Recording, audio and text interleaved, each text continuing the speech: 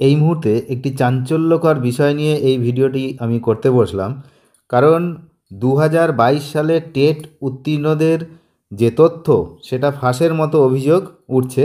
যদিও এই যে তথ্য এর সত্যতা বিচার করা এখনই সম্ভব হয়নি, তবে এখানে যে নাম, date of birth, total marks, এই যে দেখতেই পাচ্ছেন যে এখানে name, date of birth, total marks এইগুলো কিন্তু এখানে রয়েছে এবং ফর্ম নাম্বার।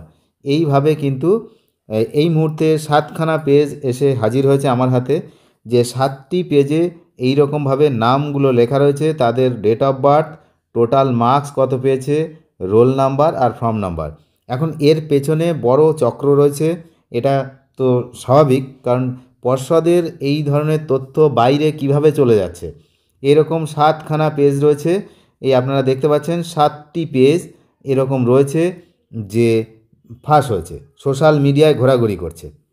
2022 সালের যে প্রাথমিকের টেট, সেই টেটের ফলাফল নিয়ে এই বিষয়টা কিন্তু সামনে এসছে। অভিযোগ যে প্রায় 1.5 লক্ষ টেট উত্তীর্ণ পরীক্ষার্থীর সার্টিফিকেট এবং ব্যক্তিগত তথ্য একটি থার্ড পার্টি ওয়েবসাইটে ফাঁস হয়ে গেছে। যদিও এই কয়েকটি আমার হাতে এসে পৌঁছেছে, কিন্তু এখানে কিন্তু সমস্তটাই ফাঁস হয়ে গেছে এমনটাই কিন্তু জানা যাচ্ছে। তো ঘটনার সূত্রপাত হয় যখন দেখা যায় যে পশ্চিমবঙ্গ প্রাথমিক শিক্ষা পর্ষদের যে অফিসিয়াল ওয়েবসাইট রয়েছে, সেই ওয়েবসাইটে নয়, বরং একটি বেসরকারি সংস্থার ওয়েবসাইটে 2022 সালে টেট উত্তীর্ণদের সার্টিফিকেট পাওয়া যাচ্ছে। এই ওয়েবসাইটটি মূলত জমি এবং ভোটার কার্ড সংক্রান্ত তথ্য পরিষেবা প্রদান করে থাকে। এমন একটি ওয়েবসাইটে কিভাবে টেটের মতো এরকম গুরুত্বপূর্ণ এবং খুবই যে গোপনীয়তা বজায় রাখার একটি বিষয়, সেই বিষয়টা কিভাবে এখানে সবার সামনে উঠে এলো, এটাও কিন্তু একটা বড় প্রশ্নচিহ্নের মুখে। প্রায় 1.5 লক্ষ পরীক্ষার্থীর তথ্য এই মুহূর্তে ফাঁস। রোল নাম্বার যেমনটা আমি দেখালাম আপনাদেরকে, অন্য সমস্ত কিছু এখানে কিন্তু রয়েছে। এবার যে ওয়েবসাইটে এই তথ্যটি পাওয়া যাচ্ছে তার বৈধতা এবং উদ্দেশ্য নিয়েও কিন্তু সন্দেহ দানা বেঁধেছে, যে এইগুলো আদৌ ঠিক কিনা সেটা নিয়েও কিন্তু এখন সন্দেহ দানা বাঁধছে। আর যে ওয়েবসাইট, তারও সত্যতা কতটা সেটাও কিন্তু যাচাই করতে হবে।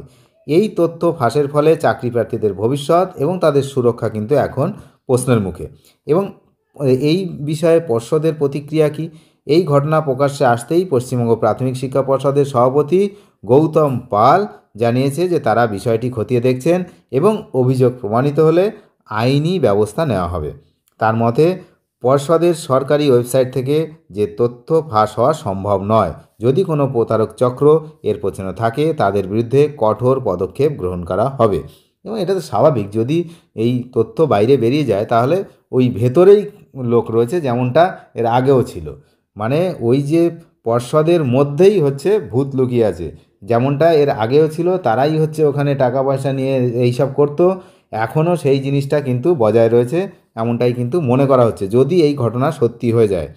আচ্ছা, এরপরে হচ্ছে এই ঘটনা নিয়ে রাজনৈতিকরাও বিভিন্ন এবার কথোপকথন শুরু হয়ে যাবে। এই নেতা ওই বলবে, ওই নেতা ওই বলবে।